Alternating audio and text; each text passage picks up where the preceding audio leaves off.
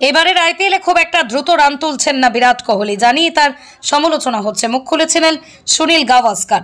গত 28 এপ্রিল গুজরাট টাইটান্সের বিরুদ্ধে ম্যাচের পর সমালোচকদের জবাব দিয়েছিলেন কোহলিও।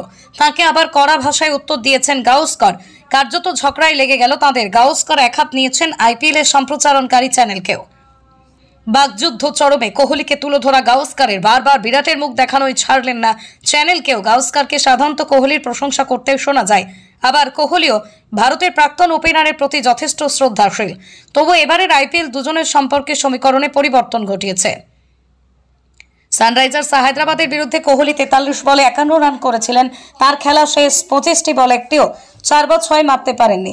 কোহলির মন্থর ব্যাটিং দেখে বিরক্ত গাভাস্কার বলেছিলেন, দেখে মনে হচ্ছে না যে কোহলি ফর্মে রয়েছে, সঠিক মনে নেই। তবে 31-32 রান করার পর আর একটাও 4 মারতে দেখলাম না। ওপেন করতে নেমে 15তম ওভারে আউট হয়েছে, অথচ কোহলি স্ট্রাইক রেট 118-র মতো। গুজরাট টাইটান্সের বিরুদ্ধে গত 28 এপ্রিল ম্যাচে 44 বলে 70 রানের অপরাজিত ইনিংস খেলার পর সমালোচকদের বিরুদ্ধে মুখ খুলেছিলেন কোহলি। তিনি বলেছিলেন, আমার সম্পর্কে অনেকে অনেক কথাই বলে। কেউ বলে আমি দ্রুত রান করতে পারি না, কেউ বলে স্পিন খেলতে পারি না।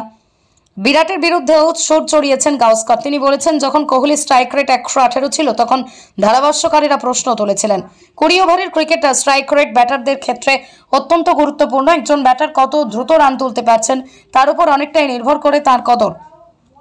এবারে আইপিএলে কোহলির স্ট্রাইক রেট এখনো পর্যন্ত 148.08, যদিও 542 রান করে কমলা টুপির দৌড়ে সকলের আগে রয়েছেন। উচ্চ মাধ্যমিকের পর ছাত্রছাত্রীদের ক্যারিয়ার গড়ার একমাত্র ঠিকানা নেক্সট ক্লাস।